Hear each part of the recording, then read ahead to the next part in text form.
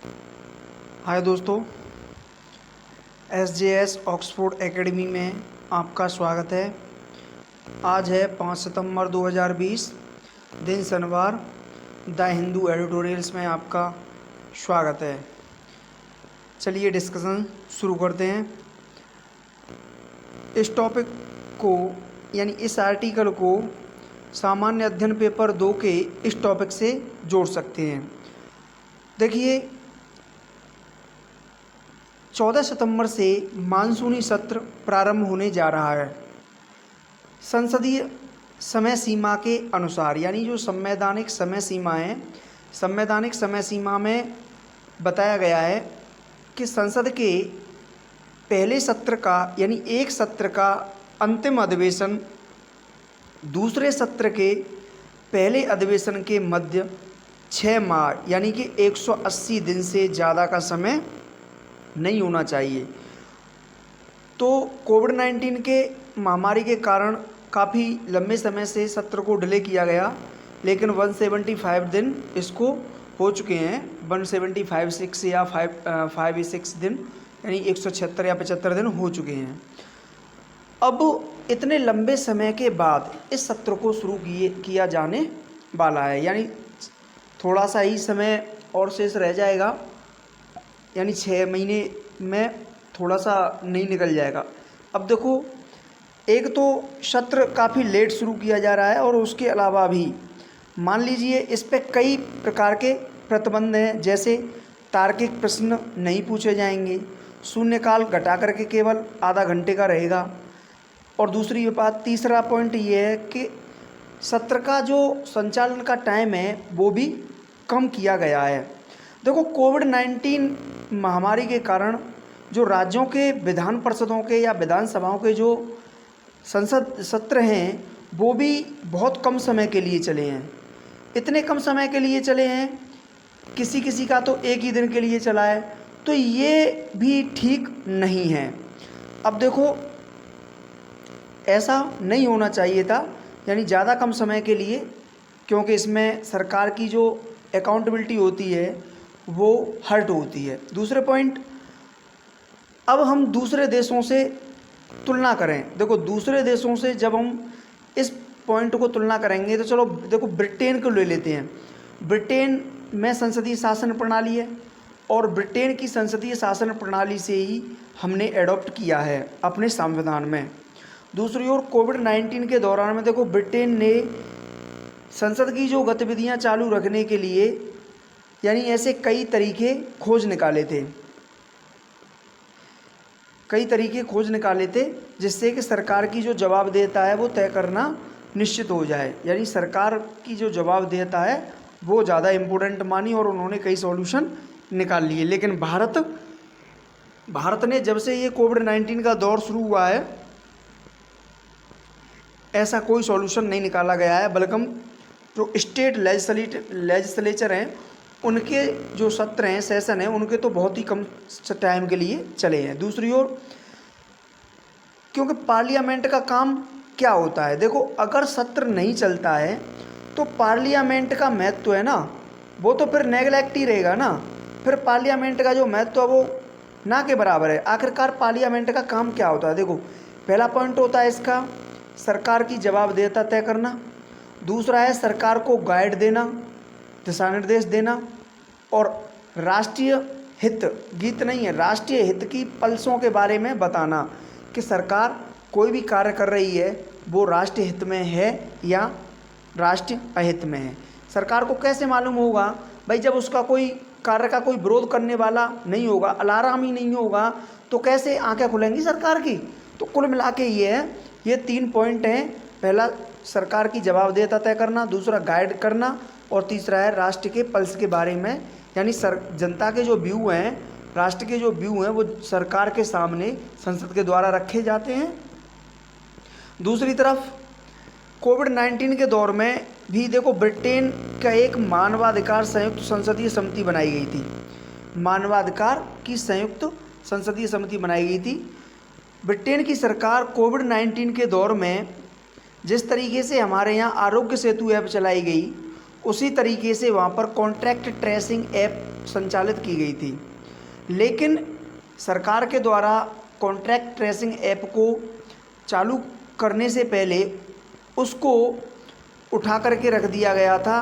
मानवाधिकार की संयुक्त संसदीय समिति ने का विरोध किया था। उसने निर्णय और कई सिफारिशें जारी की, जैसे उसका उपयोग सीमित उद्देश्य के लिए होना चाहिए। ये जो ऐप है इसमें बताया सीमित उद्देश्य के लिए होना चाहिए, पहला पॉइंट। दूसरा दिया था तीसरी पार्टी के साथ डाटा को ये शेयर नहीं करें, ठीक है। तीसरा पॉइंट है किसी प्रश्न का डाटा केंद्रीय डाटाबेस में पॉजिटिव होने पर ही अपलोड किया जाना चाहिए। यानी जब सरकार या किसी भी जो ट्रेसिंग यानी कॉन्ट्रैक्ट ट्रेसिंग ऐप में इस बात के ठोस सबूत मिलते हैं कि सामने वाला बंदा कोविड-19 से संक्रमित है, तो ही उसके जो डाटा है ना उसको आप पॉजिटिव जो डाटा पॉजिटिव में जो है ना उसको अपलोड करो, अदरवाइज तब तक ना करो। इससे उसकी प्राइवेसी को हर्ट होने में खतरा होगा। दूसरी तरफ चौथा है सीमित समय तक डाटा को स्टोर किया जाए। नेक्स्ट बताया जो डाटा स्टोर भी कर रहे हो ना वो ऐसा नहीं करना चाहिए कि एक 4-6 साल के लिए हो जाए, यानी एक सीमित स्टोर के लिए।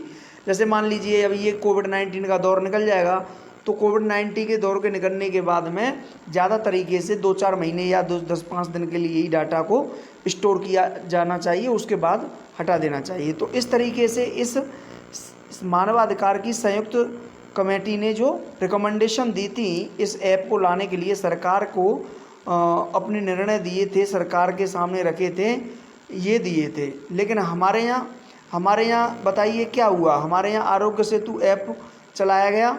आरोग्य सेतु ऐप चलाने के बावजूद भी उस समय से अब तक तो कोई संसदीय शक्ति यानी संसद का सत्र ही नहीं चला है। जब संसद का सत्र नहीं चला है तो संसद की समितियां ने भी ठीक कार्य नहीं किया है। यानी संसद जो है अधिकतर समितियों के माध्यम से कार्य करती है, लेकिन समितियां कार्य ठीक से नहीं कर पा रही हैं संसद के सत्र के कारण। देखो नेक्स्ट है सरकार को सुझाव दिया कि यदि आप कॉन्ट्रैक्ट ट्रेसिंग ऐप लॉन्च करना चाहते हो तो इन बातों को ध्यान रखना होगा। उस समिति ने ये बात कह दी। अब देखो प्रश्न ये है कि इंडिया में आरोग्य सेतु ऐप लॉन्च किया गया तो क्या भारत की किसी भी संसदीय समिति ने इसकी सिफारिश की? नहीं, यही समझ में। अच्छा, इसमें एक 5वां रिकमेंडेशन और दिया था कि लॉ लाना चाहिए, यानी कोई कानून लाया जाए तब जा कर के आप जो कॉन्ट्रैक्ट ट्रेसिंग ऐप है इसको लॉन्च कर सकते हो। क्या इन रिकमेंडेशन के लिए आरोग्य सेतु ऐप को लेकर के इंडियन गवर्नमेंट ने कोई भी समिति गठित की या कोई कार्य किया किसी समिति ने? नहीं, उत्तर मिला नहीं। अब देखो तब से ये आरोग्य सेतु ऐप लॉन्च की गई है, तब से तो पार्लियामेंट ने कोई भी इसका निरीक्षण नहीं किया है। अब प्रश्न ये आता है सरकार का यानी कि सरकार का कोई भी पार्लियामेंट्री ने निरीक्षण नहीं किया है।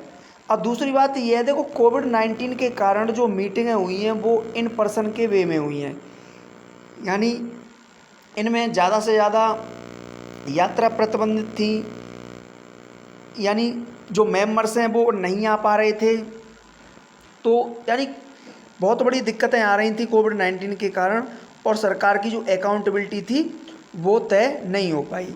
यह केवल आरोग्य सेतु का ही मसला नहीं है। बताया जाता है कि 900 से अधिक तो केंद्रीय तथा 6000 से अधिक राज्य सरकारों की सूचनाएं भी जारी की गई हैं, और इनमें ज़्यादा से ज़्यादा व्यापक महामारी से ही संबंधित हैं। बाकी के ऑब्जेक्ट्सों की तो बात अलग ही है। कुल मिला के ये जो सरकारें हैं, राज्य सरकार या फिर केंद्र सरकारें, इन्होंने काफ़ी सूचनाएं जारी की हैं, लेकिन संसद का सत्र नहीं चल पाया है। आगे का पॉइंट है, देखो ऐसे में पार्लियामेंट कमेटी कार्य नहीं कर पा रही है क्योंकि संसद का सत्र नहीं चल पा रहा है, जिससे सरकार की जवाबदेहिता तय नहीं हो पा रही है। अब प्रश्न ये आता है कि अब संसद सरकार से पिछली घटनाओं के बारे में पूछेगी तो क्या पोस्टमार्टम विश्लेषण कहलाएगा? बिल्कुल सही है। अगर सरकार से अब जो घटना घटित हो चुकी हैं उनके बारे में अगर संसद मंत्रियों से क्वेश्चन पूछें भी, तो ये तो एक पोस्टमार्टमी विश्लेषण हो गया ना, कि मृत्यु के बाद में जो विश्लेषण हो रहा है कि इसने साहब दारू पी थी, वो तो एक बकवास की बात है। ये तो वही बात हुई कि भाई ये तो मतलब सर्प निकल गया और लाठी पीटते रहो, कुछ भी नहीं हुआ। आरोग्य सेतु से संबंधित है, अब कितने भी प्रयास कर लो। देखो कोविड-19 से निपटने के लिए सरकार ने क्या प्रयास किए, प्रवासियों से संबंधित क्या सरकार ने प्रयास किए, आगे सरकार क्या क्या प्रयास करना चाहती है। तो इस तरीके के ये विभिन्न प्रकार के जो प्रश्न हैं सरकार से पूछने चाहिए संसद को। संसद न चलने के कारण ऐसा गया है। नेक्स्ट, पार्लियामेंट देख रेख करती है कार्यकारिणी की, लेकिन ऐसा नहीं हो पाया। लेखक का कहना है कि न्याय का हस्तक्षेप भी स्थिति को और ज़्यादा खराब कर देता है। देखो कार्यकारिणी की देख रेख करती है पार्लियामेंट, यानी संसद करती है। चलो संसद नहीं चल पाई है। अब सबसे बड़ी बात यह है कि देखो जैसे ही अचानक से सरकार ने 22 मार्च से लॉकडाउन जारी कर दिया, अब प्रवासियों में भागदौड़ होने लगी, कुछ लोगों के रोजगार भी छिन गए, बहुत बड़ी तकलीफें उठानी पड़ी। मुद्दा पहुंचा दिया न्यायपालिका के अधीन, यानी सुप्रीम कोर्ट में। अब सुप्रीम कोर्ट ने मामला देखा तो था नहीं। अब देखो सुप्रीम कोर्ट ने क्या कहा, अगर इन नियमों का पालन नहीं किया गया तो कोर्ट ऑफ एक्शन लग जाएगी, यानी कोर्ट कंडक्ट लग जाएगा। तो ये भी प्रॉब्लम थी।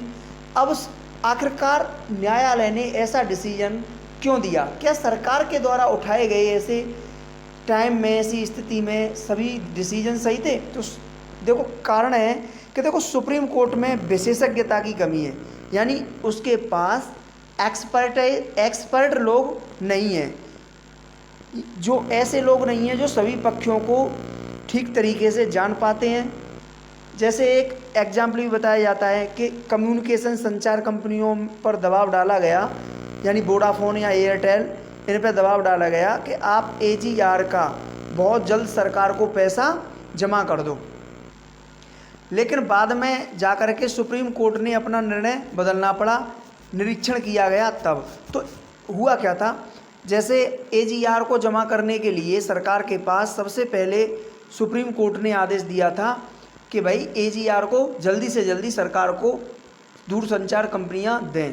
लेकिन जब अर्थशास्त्रियों से निरीक्षण कराया गया तो उसमें पाया कि अगर ये कंपनियां सरकार को अपने बकाया AGR को एक साथ हाले हाल जल्दी से जल्दी देना चाहती हैं तो पूरी कंपनी बिक करके सरकार को बहन हो जाएगी, इससे कंपनियां दिवाला हो जाएंगी। और दूसरी बात यह है कि जियो जो कंपनियां, मतलब जो मुनाफे में जो कंपनियां चल रही हैं, जिन पे AGR का बकाया नहीं है, उनको पूरा बेनिफिट होगा इन कंपनियों को बंद होने से। यानी भारत के बाज़ार में, भारत के संचार बाज़ार में एक कंपटीशन कम हो जाएगा और एकाधिकार आ जाएगा जियो, रिलायंस, इन चीज़ों का।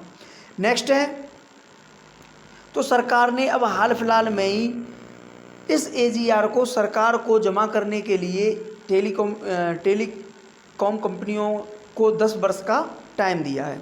तो सरकार ने अपना ये पक्ष बदला या नहीं बदला? बिल्कुल बदला। इसलिए किस लिए? क्योंकि उसने इसके पास विशेषज्ञों की कमी होती है, वो सभी पक्षों को नहीं जान पाते हैं, और 10 वर्ष पहले का डिसीजन कुछ, 10 वर्ष बाद का डिसीजन कुछ और।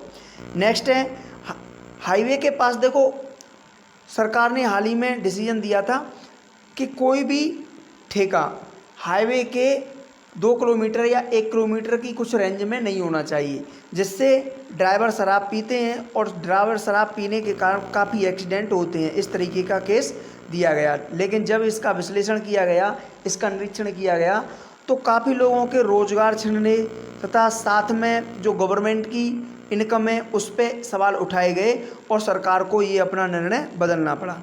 तो अब आपको इन 2 उदाहरणों से स्पष्ट हो गया होगा कि आखिरकार सरकार को न्यायपालिका को सही तरीके से जांच पड़ताल के ही ये मुद्दा उठाना चाहिए था। तो पार्लियामेंट तो एक तरफ से चल ही नहीं रही है और दूसरी तरफ स्वतंत्र अंग मान लीजिए न्यायपालिका बची, तो अगर ये स्वतंत्र अंग न्यायपालिका भी उस पर अंकुश नहीं लगाएगी तो ऐसे में तो कोई भी गवर्नमेंट मनमानी कर सकती है। तो अब आगे क्या किया जाए? देखो, कोई बात नहीं, जो हुआ सो हुआ, उसे भूल जाएं। देखो, इस सत्र का काफ़ी समय कम है, समय घटाया गया है कोविड-19 को देखते हुए। इसका ठीक से तरीके से उपयोग किया जाना चाहिए, ठीक है। इसमें से प्रोडक्टिविटी निकलनी चाहिए। देखो, 6 महीने से कोविड-19 के बाद सरकार 11 अध्यादेश लाई है, जिनमें 5 कोविड-19 से संबंधित हैं, 2 अप्रैल यानी son of the board of the council से संबंधित हैं, जो होम्योपैथी यानी कि homoeopathy Indian system of medicine से संबंधित है, 1 रिजर्व बैंक से संबंधित है, जो कोऑपरेटिव बैंकों को अपने रेगुलेट कर सकती है, और बाकी के 3 एग्रीकल्चर से संबंधित हैं। तो क्योंकि सरकार, देखो, कॉन्ट्रैक्ट फार्मिंग को प्रमोट करना पहला, दूसरा एपीएमसी मार्केट से सरकार बाहर जाके किसान रोक सकते हैं, दूसरा है किसान अपनी फसल को देख सकते हैं, बेच सकते हैं, देख नहीं बेच सकते हैं एपीएमसी मार्केट से बाहर जाके। नेक्स्ट है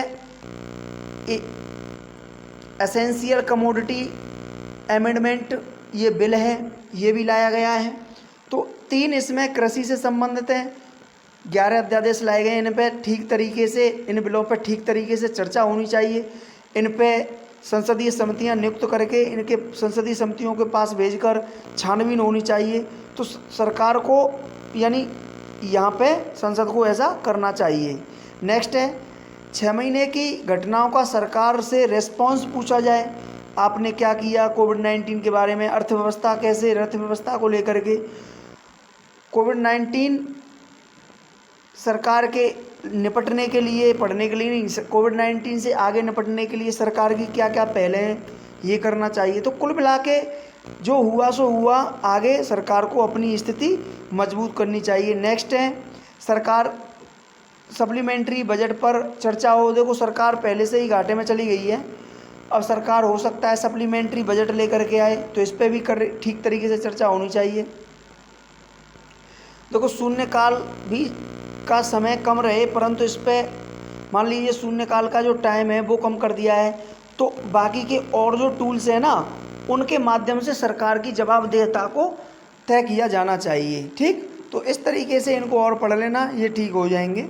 चलिए, अब जो नेक्स्ट आर्टिकल है हम सुरक्षा से संबंधित है। देखो, इसे हम ज़्यादा तरीके से इसे सामान्य अध्ययन पेपर 3 के इस टॉपिक से जोड़ते हैं, सुरक्षा की चुनौतियां तथा उनका प्रबंधन। देखो, क्वेड नामक एक ग्रुप है, जो इसमें 4 देश शामिल हैं, यूएसए, ऑस्ट्रेलिया, जापान तथा इंडिया। हाल ही में इंडो पैसिफिक क्षेत्र में काउंटर करने के लिए स्थापना की गई, परंतु कोई भी मेंबर बोल नहीं पाता है। देखो, इस ग्रुप की जो स्थापना का उद्देश्य था, ये चाइना को इंडो पैसिफिक रीजन में काउंटर करने के लिए बनाया गया है, लेकिन किसी भी सदस्य ने इस बात को ध्यान में रख करके कोई भी ऐसा स्टेटमेंट जारी नहीं किया है। दूसरी तरफ इस ग्रुप में कोई भी अभी तक सैन्य अभ्यास नहीं हुआ है, कोई भी सैन्य अभ्यास नहीं हुआ है इंडो पैसिफिक रीजन के अलावा। दूसरा है इंडो पैसिफिक रीजन की तो बात छोड़िए, हिंद क्षेत्र, हिंद यानी हिंद महासागर में भी कोई भी अभ्यास नहीं हुआ है। हाँ, फ्रांस के साथ हिंद महासागर में एक संयुक्त पेट्रोलिंग जरूर कर ली है, लेकिन इंडिया देखता रहता है कि हिंद महासागर में हमारे डोमिनियन के होते हुए भी दूसरी कोई शक्ति यहाँ पे नहीं आए, जिससे वो अपना यहाँ आकर के वर्चस्व जमाए और ये डोमिनियन हमारे हाथ से निकल जाए। यानी हिंद महासागर में किसी दूसरी शक्ति को भारत लाना नहीं चाहता है। दूसरी ओर प्रधानमंत्री ने एक स्टेटमेंट 2018 में भी दी थी और बताया था कि हम नहीं चाहते हैं कि कोई बाहरी देश रणनीति के तहत इंडो पैसिफिक या सागर में आए। तो ये स्टेटमेंट जारी की थी कि नहीं चाहते हैं कि कोई बाहरी देश इंडो पैसिफिक रीजन या फिर हिंद महासागर में आए।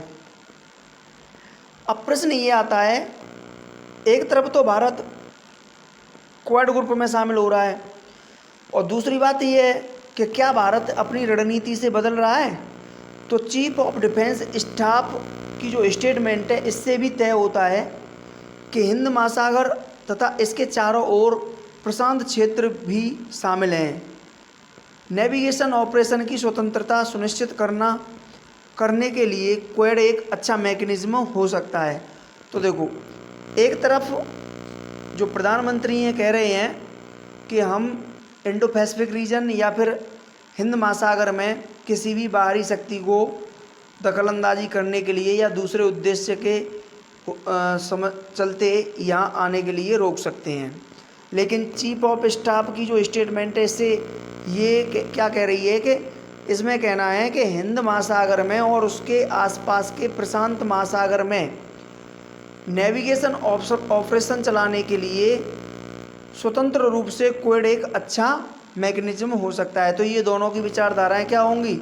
ये दोनों की विचारधाराएं विपरीत हो जाएंगी। दूसरी तरफ ये है कि देखो, इस रीजन में क्वेड के साथ इंडिया संयुक्त रूप से सैन्य अभ्यास करे, इसके लिए इंडिया तैयार है। और सबसे बड़ी बात ये है, ये तो इंडिया को सोचना पड़ेगा।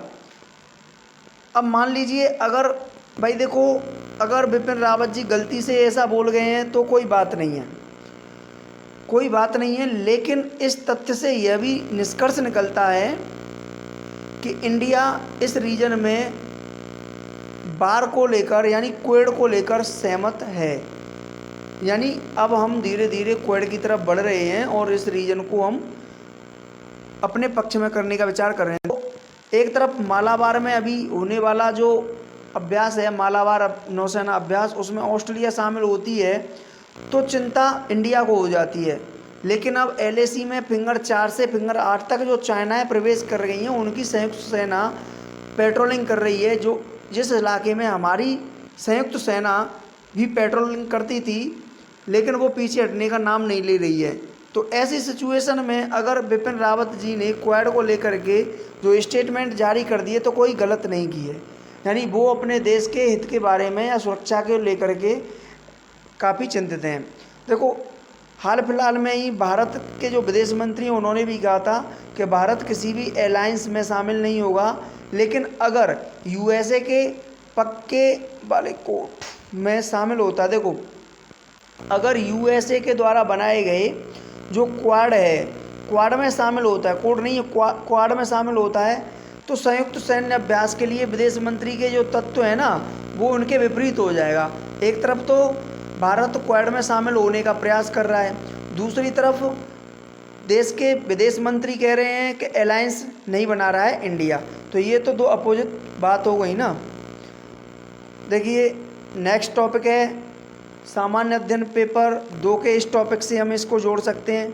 देखो, हाल ही में सरकार ने 118 ऐपों को बंद किया है। लगभग आवता 200 ऐपों को चाइना की जो ऐप चल रही थी वो बंद कर दिया। इन ऐपों को यूज करने वाले जो लोग हैं, भारतीय बाज़ार में जो उपभोक्ता हैं, उनके हितों को नज़रअंदाज करके ऐसा किया है और आधार बताया है भारत की अखंडता सुरक्षा को ध्यान में रख करके यह निर्णय लिया गया है। अब प्रश्न ये है, देखो अब इससे ये तो पता चलता है कि इंडिया भू राजनीतिक हितों को पूरा करने के लिए अपनी अर्थव्यवस्था के उपयोग करने से अब घबराएगी नहीं। यानी कि इससे तय होता है कि अगर हम अपने भू राजनीतिक हितों की रक्षा करने के लिए हमें अर्थव्यवस्था में भी दाव पे लगानी पड़े, अर्थव्यवस्था को भी दाव पे लगानी पड़े, तब भी हम कह सकते हैं कि उपयोग हम अपनी अर्थव्यवस्था को कर सकते हैं। क्योंकि देखो, हाल ही में नरेंद्र मोदी जी ने आत्मनिर्भर भारत की पहल के द्वारा अपनी अर्थव्यवस्था को मजबूत करने का प्रयास किया गया है, चाइना पर कम निर्भर किया गया है। दूसरी ओर देखो, चाइना के बारे में बात कहें तो चाइना जिस तरीके से भारत दूसरी कंपनियों के जो ऐप हैं उनको चल जाने देता है, चाइना ऐसा नहीं है। फेसबुक, गूगल, यूट्यूब जैसे बाहरी मतलब जो ऐप हैं उनको चलने नहीं देता है। अब चाइना को इसके काउंटर में एक उच्च नैतिक बदलाव देखने को मिल चुका है, यानी बदला मिल गया चाइना को यहाँ से। अब उसे मालूम होगा कि इस तरीके से मैं नहीं चलने देता तो क्या प्रभाव पड़ता है। देखो, अब चाइना का कहना है कि इससे इन्वेस्टर्सों के हितों को ध्यान में रख के नहीं किया गया। इन्वेस्टर्स काफ़ी यानी घबराए हुए हैं। उनकी इस इन्वेस्टर वाले केस में कुल मिला के कहें तो चाइना की इमेज खराब हो सकती है।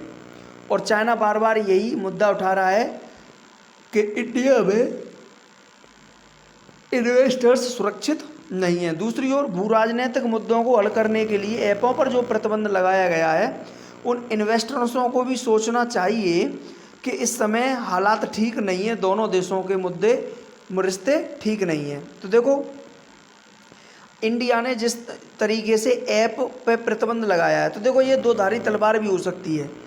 देखो, हमें भी इलेक्ट्रॉनिक उपकरण, एपीआई एक्टिव फार्मास्यूटिकल इंपोर्ट करने पड़ते हैं।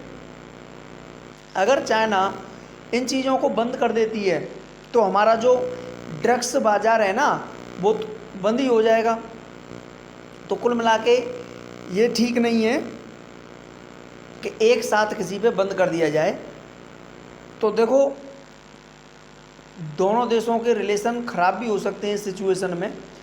देखो, तो क्या करना चाहिए। देखो, प्रॉपर प्रोसीजर के तहत जांच कराई जाए कि ये ऐप वास्तव में ये जो डाटा का जो प्रयोग करके दूसरे देशों को दे रहे हैं या यहाँ के लोगों की जो हित हैं उनको प्रभावित कर रहे हैं, तो उन ऐपों को ही बंद किया जाए। दूसरी ओर इन ऐपों के इंटरेस्ट विरुद्ध काम कर रही अगर कोई सरकार है तो वो एक्शन लेती ऐसे समय में। और ऐसी सिचुएशन से निपटने के लिए सरकार को उच्च नैतिक बैकग्राउंड की आवश्यकता भी मिलती। इंडिया एक उच्च नैतिक बैकग्राउंड के आधार पर यानी जो सैंक्शन है वो चाइना पे लगा देता।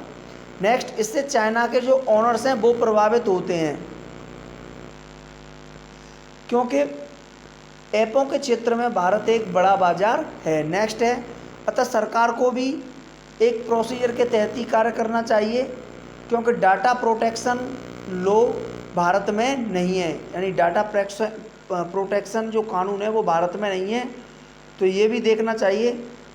दूसरी बात ये है, डेमोक्रेसी भारत में है और स्वतंत्र न्यायपालिका है। तो चाइना में अभी फैसिलिटी इन्वेस्टर्स को नहीं मिलती है, जिसके कारण चाइना बाहर की कंपनियों को ऊपर ओपन नहीं होने देता है। तो चाइना की तुलना करना भारत से इस मायने में ये एक गलत पॉइंट है। तो कुल मिला के ये आज की डिस्कशन कंप्लीट होती है। आज की डिस्कशन में इतना ही, कल मिलेंगे, तब तक के लिए थैंक यू।